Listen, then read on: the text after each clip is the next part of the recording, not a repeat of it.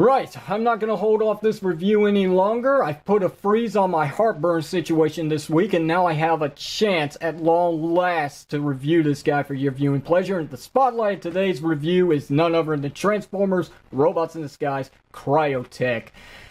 A long sought after figure of my RID collection I could not obtain. He has invaded me for nearly 20 years. Finally, at long last, I own one in box, in a pristine packaging, that is. And then I've got one that's actually loose that was never handled with, so that's pretty cool as well. But first, before I start this video review, I want to give a special thanks to two people out there that I pretty much worked hands and feet with to actually obtain these two beauties. So anyway, with that said, when it comes to this one here, I got this off of a good seller on TFW 2005 by the name of Edgewise, who was selling it for $100. Not too bad. And then the one that's loose, which we'll look at very shortly, came from an eBay seller by the name of Red Frester, which that one I had to go through an auction fight to win. And at the very last minute, I really thought I wasn't going to win it, but hey, turns out victory is mine. Nice. So anyway, now that that's been taken care of, let's talk about the packaging as partake of every single video review on this channel. So we got the Predacon logo, 3-mode conversion, warning choking hazard. Level 3, which is the challenge of this transformation. This would be advanced. Transformers Robots in Disguise, Cryotek, Predacon logo, dragon to robot, dragon. Or, you know, Cryotek in his robot mode with the dragon head right there. And Cryotek's freezing him, apparently. I get it. The ice blast effect is supposed to make this look really cool. So it works.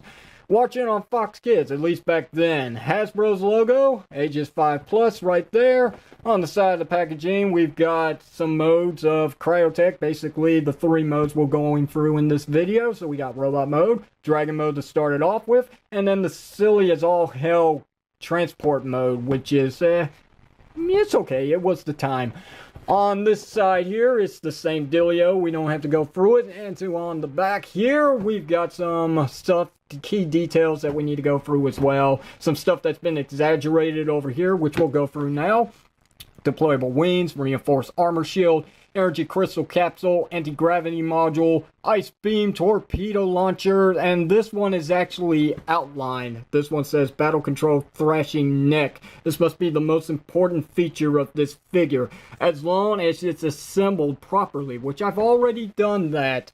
Anyway, we do have a trading card here if you want to cut it out. You know, I mean, I'm not going to do it. This is a clean packaging. I'm not going to wreck this thing. It looks good in my collection in this style. We have a motto for Cryotek, which says, always know what your allies and your enemies choose to ignore. Pretty cool. I'll try to remember that. And then we got some tech specs going on here. Basically, the level grading of strength, intelligence, speed, endurance, rank, courage, fire blast, and skill, and there you have that. On this side here, we've got the level grades of transformation. Again, the challenge is in the change, so we got level 1 being beginner, level 2 intermediate, level 3 advanced, and level 4 being the hardest, which would be expert.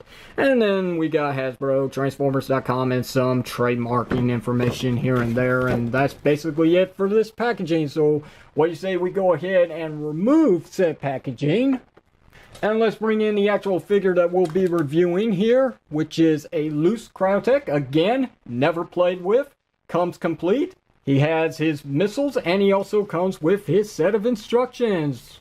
I'm not going to show this off, but I will give you a fine detail of what it was like back in 2001 when you got Transformer figures. You've got these, what would have been drawn style transformations going on here instead of computerized. And yeah, then you've got highlights of what parts are actually being moved in different colors when compared to stuff that's stationary being in black and white. So pretty simple and easy to follow. But it doesn't help the fact that this figure is still a little bit of a challenge to transform, because he does have quite the hindrance being the wings here. And you really don't want to transform this figure too quick, because you might mess something up. Like, hint, hint, the chrome paint on this guy, which really does make this figure pop. Now, as you know, I am not a fan of chrome painted figures or parts on figures, because they do chip away over time if you're not careful. And sometimes it just happens. I mean, if you just look at it, something might chip off. get a good look at this dragon and what he has to offer. Every single bit on this figure, every single bit of him is asymmetrical. Nothing matches up with the limbs. This side is different compared to this side. I could go through it, but this would be like a 20-minute video, which I'm not looking to do. So I'll just show you everything from this angle only because he's pretty tall.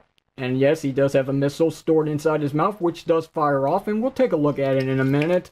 I want to show off as much detail as I can get, even if this is dark. I'm just trying here, people. Trying to get it to reflect in the light so you can get as much as you can see. Even the wings are asymmetrical. Nothing matches up here. It's pretty cool. One side's organic, the other side has a mixed match of mechanical parts in the detail, which is so cool. I would say the only bit on Megatron that's actually not asymmetrical would have to be his head and basically the tail. Right, the tail is the head. Yeah, spoiler alert. I know it looks silly, but I will say that it was the time. It's pretty cool. It is so cool. Anyway, we do have a Predacon symbol right there that's actually engraved in the helmet, which I never noticed at first. So I'm learning new stuff already. Pretty cool. Very, very nice. And, yeah, no pun intended for every time I keep saying cool. But, yeah, this figure is totally, totally cool.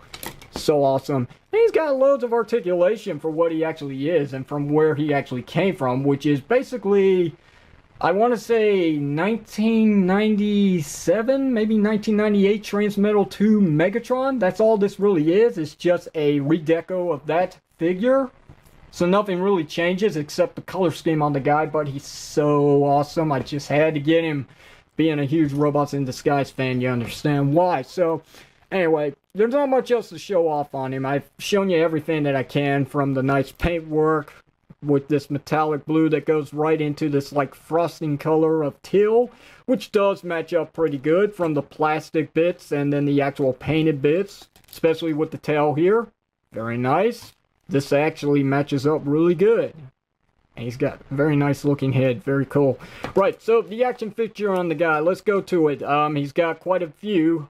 We're going to start off with the main one here. The missile firing feature. So if you push back on his chrome painted head bit, as far back as you can go, it will fire off. Just like so.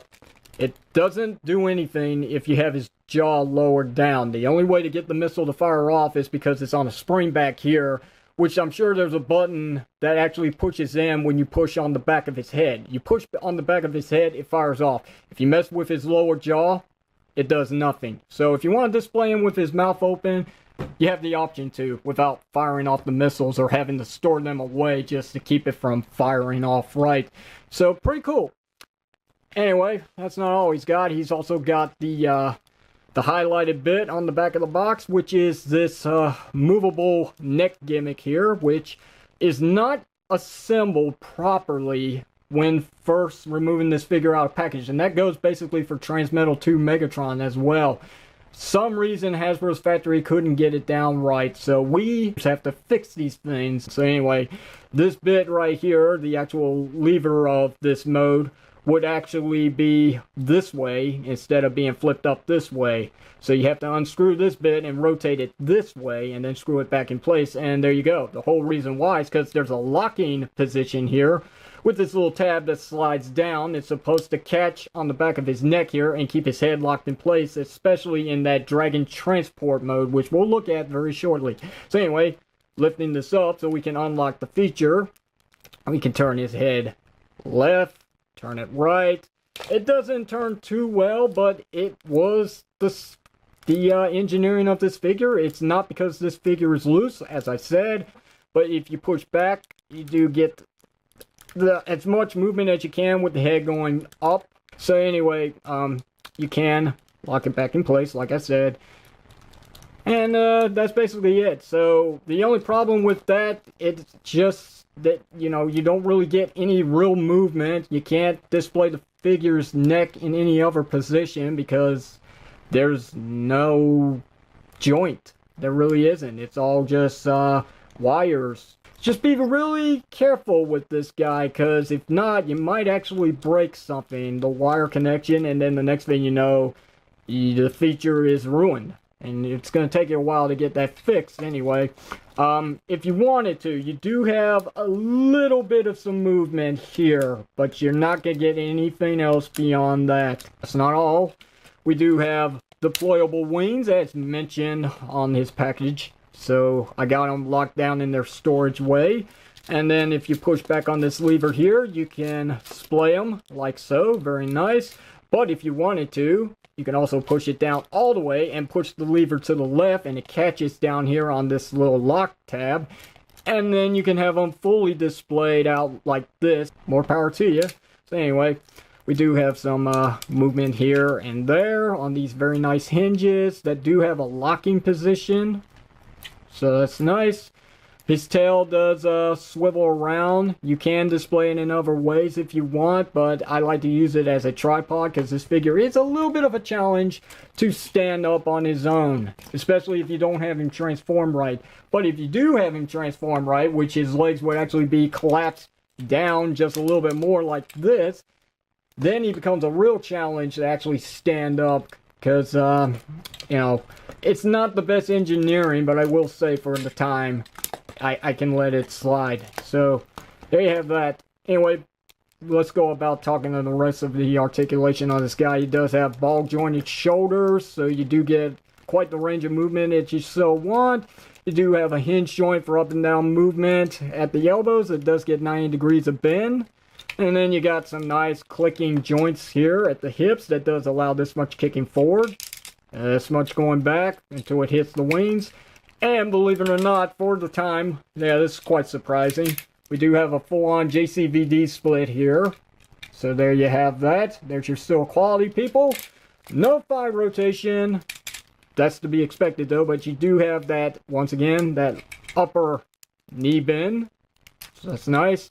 You have a lower knee bend to help balance out the figure if you want him displayed the proper way in dragon mode, so that does help. You do also have an upper swivel joint above that knee bend, so that does make up to the fact that the figure doesn't have a thigh swivel joint. And then you got a hinge joint for up and down movement at the feet, and right back here as well for the heel spurs, and that's basically your articulation on the guy. So he is limited, but you can still get him in some nice poses if you mess around with him. So again, pretty cool figure. And to show off real quickly, he does have some weapon storage behind his wings here. They're actually underneath the chrome painted bits. So let's do some side-by-side comparisons, because I think we're pretty much done with dragon mode beyond that. So here's Megatron from Robots in Disguise as well. So here are the two dragons next to each other. Very nice. And just because I've got it over here from not too long ago being previously reviewed, here's Sochitogan Dragon Zord. Yeah, we're doing size comparisons with dragons today. So, let's go ahead and take this guy into his next mode, which is the silly transport mode. But hey, it is a thing. That's pretty much it. I mean, if you want to, you can deploy his wings a little more, lock it in place, and there's Cryotek in his silly looking transport mode, right? I don't have this locked in straight. Let me fix this real quickly. It's a little bit of a challenge to keep this straight so his head will stay straight.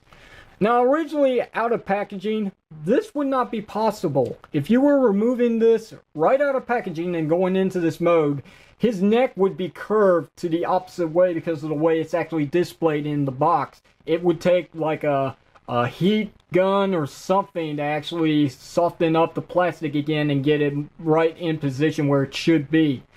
So, it is a thing. But regardless, it's okay. Again, it rolls as it should. If it were on something much rougher instead of this smooth platform here, so it's not going to roll, as you can see. It's just going to make some squeaking sounds. Anyway, in this mode, you have an option. You can fire off, once again, his jaw missile. And you can place it in here, behind this portion of his head. And if you got it placed in right, push back on the button, it should fire off like so. Again, you have that option. But outside of that, you're not going to get much more play out of this mode. It doesn't really do much. It's just there because it was there in the show Beast Wars for a few minutes, and that's really it. I mean, it's just a thing. It's an okay looking thing, but it's not something to really brag about. Right, I just messed up this figure. I really shouldn't have featured the transport mode because that whole squeaking was actually the chest piece scraping across this platform and taking away a pretty good portion of the chrome on his lower section. Oh well, you know, it was bound to happen eventually, especially with messing around with this guy. But that's why I've got one that's in pristine condition still in its box here. So it doesn't really bother me that much. It is sad though. But again, that's why I don't like chrome parts. It's just a pain in the butt.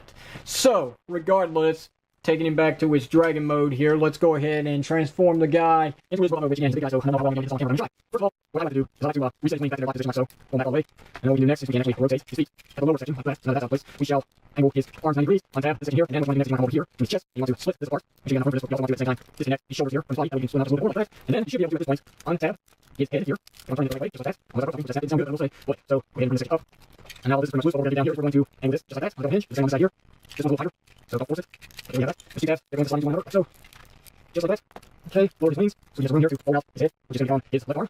And this one's going to come up all the way now, we're going to on the hinge here, bring it down, that's going to come on his right arm. Or I have it wrong with this one, this left arm, right, so I'm going to say, anyway, keep it down. So, as you can tell, this is a complicated transformation. I don't really want to do this in the first place. But, you should be able to take this section here, and it should start folding like so. Actually, before you do that, what you want to do is you want to collapse his chest piece back here, and then rotate it 180. Just like that, it should be enough clearance to get it there, and then you should be able to fold all this back, so, look at that, we're getting somewhere. Now, for wings, the probably most difficult part about this transformation is getting away with everything. I think that will give you time to sway out his wings, so bring down that lever again, lock him in place, just like that, and it should give you enough clearance to fold him up. Again, the throne pieces. There really is no better way to do this. I'm just gonna go for it, Right, so, oh, missile stuff. Yeah, his missile's getting in the way, but there we go, I finally got it. Just like that. Okay, rotate his head up, and this section comes down, his head comes down with it. Then what we're gonna do next is get the wings out of the way again, just like that. Bring up this section, which is going to be right here. And then at the same time, fold down this hinge here. Everything is where it should be. It should have right in place like so. This second on this side here, rotate the shoulder here, and then this in. So there we go. Turn it over this way, where it should be. And then what we're gonna do next is we're gonna bring up this piece that's on spring, and rotate it around so we can feel his hand in this mode. Come back here, let's go around the wings, two tabs right here, and one of these holes right here. Get his head out of the way. Should have in just fine, like that. Now for the arms here. On dragon arms, these are pretty clear about how you're supposed to be, but I like to just fold down and 90 angle. Don't do this that way. Once you do it with the head, you can fold it down like so. And basically get everything pretty much positioned to your liking, just like that. The last thing you want to do is you want to hold this only joint piece here that's keeping his neck locked in place. This one's broken off, the head's gone. What you want to do is you want to hold it, and you want to bring down his head. Just like that. And we'll bring it up against his foot, everything's chrome. Right, so that's basically Cryotek right there in his robot mode. And he's small. When compared to his dragon mode, he is pretty tiny. He's got, again, that missile firing feature at his head here. If you want to fire this off, there you go, you can do it. What you can also do is you can take his dragon head here. And since he's already got a missile in there, and I've showcased it already firing off, I don't have to do it again, but it's an option. So, there you have Cryotek. Yeah. I like it. It's a really cool looking robot. It's definitely Transmetal 2 Megatron. For as much as they incorporated in the accuracy to what he looked like in the CGI model from Beast Wars. But, you know, again, it's a cool figure. It's just the chrome really does bug me now. It's sad, too, because I was giving really good points on this guy. But he does have some play as well. Not just firing features. He also has some articulation. Unfortunately, it doesn't consist at the head because of the engineering of his tail here. It just locks everything in place. There really is no movement. It's on a ball joint, but it's sad that it doesn't really do anything. But again, it was the time. If you wanted to, you can fold his helmet up or down. There's something. What you can also do is you also have a swivel joint here on a clicking system. It's a ratchet. It's just not a strong ratchet, but it does hold the head of the dragon in place for as much as it can do. You're not going to get a full rotation because the wings are just going to get in the way, but it's still pretty good range. You also have this inward and outward movement on this one and only joint that's holding the figure in place, right? Again, if this was the break, this is all gone. And then, of course, you got your action feature that still is incorporated in robot mode. If you want to, you can mess around with the lever, turn the head left and right. Up, down, locking in place if you want to get his head off the ground, as I'm trying to do here, because again, the chrome for crying out loud. Fidgety Transformer figure, but it's not the fault of the figure itself, it's the design of it. It's pretty much Hasbro's doing. So let's get this head back in place here. So now it doesn't want to lock in place. I may have done something I'm not very proud of. Now, for a real arm on the action figure, he does have quite a bit of joints. We got a ball joint and shoulder here, so you can get all the range you want. You do have a joint right here, which I wasn't able to see at first, but yeah, you can actually get some elbow bend this way. Not 90 degrees, but it's good enough, because originally I always thought it was just this ball jointed elbow here, which will get loose over time. But you can get all the movement you want, but the hand's always going to be positioned this way because there's nothing at the wrist. So it's nice that they did incorporate an upper hinge here where you can bring it up just a little bit. Nothing at the waist due to transformation. Let's talk about the legs here. They should be as good as they were in Dragon mode, so you should get this much kicking forward, that much going back, because it pretty much touches everything back here. It gets in the way. You do have your inward and outward as well, so that you're full-on JCVD split on the nice clicking joints. Once again, no 5 swivel joint, but you got that upper knee joint, so there's an option. You also have the lower knee joint, so you get more of an option, but you don't get 90 degrees of bend because there's just too much going on back here, too much noise. And then you got this swivel joint above that, so you can get a little bit of movement to make up with the fact that the figure does not, once again, does not have a 5 swivel joint. And the last bit of articulation comes at the feet with up and down movement here, and then of course you can play around with the toes as well. And that's basically Cryotek. Not much else to really say about him. He's a cool figure, no pun intended, with how many times I've actually said that in this video, might I have to remind you. So he's complicated. But again, it's a 90s toy, and there's not much that you can really complain about. It was a thing back then. It was the times. Lots of features, lots of things that could rub you the wrong way. Again, chrome. But it still looks good on the guy, and that's all I can really ask for. And to tell you the truth, I would actually like to see this figure incorporated in the Generations line. Do Transmetal 2 Megatron, and then do a redeco in his Cryotek form for a San Diego Comic-Con exclusive next year or something. I don't know, I'm just throwing stuff out there. It is called Transformers Generations, not Transformers Generation 1. So, size comparisons, let's just bring back in RID Megatron. I know he's not in his robot mode, but regardless, I've already tested it, and RID Megatron is actually taller. He does come up to the very tips of Cryotek's wings, so it wouldn't make much of a difference. And here's Sochikogan Dragonzord once again, now towering over this Cryotek.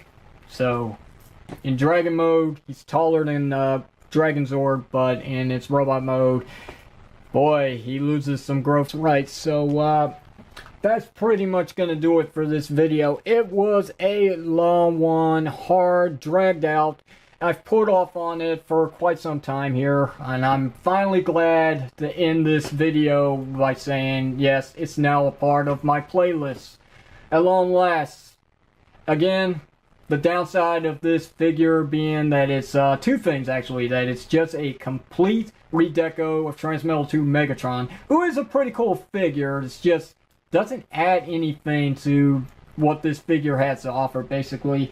But having said that, the downer about this is that nice chrome that is just now starting to flake away, because it just does.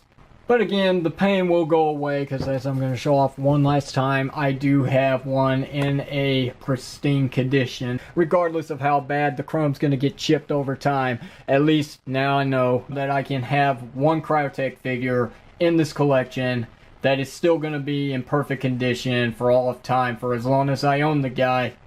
So that's going to do it for this video review. Can I recommend this figure? Actually, I can. it's still worth the pickup if you can find him for a pretty good price. If not this version, then go with the Transmetal 2 Megatron, because he's all over the place, and you can buy him loose, still in good condition in his box. You can buy him mint in box for a lot cheaper than you can Cryotek. I don't know if this was a store exclusive or what. I don't know why he's so high up in price. It's just a repaint / redeco of Transmetal 2 Megatron, because that's all it is in disguise. Hey! Anyway, questions, comments, you know the do. Hit it down below in the comment section of the video. If you like today's video review, hit the thumbs up button. Don't forget to give me a sub up. If you didn't like it, hit the thumbs down. Don't forget to throw in the towel. And until then, this is the unprofessional toy reviewer Res Power signing off, saying thank you very much for watching this, and I'll see you whenever you see me.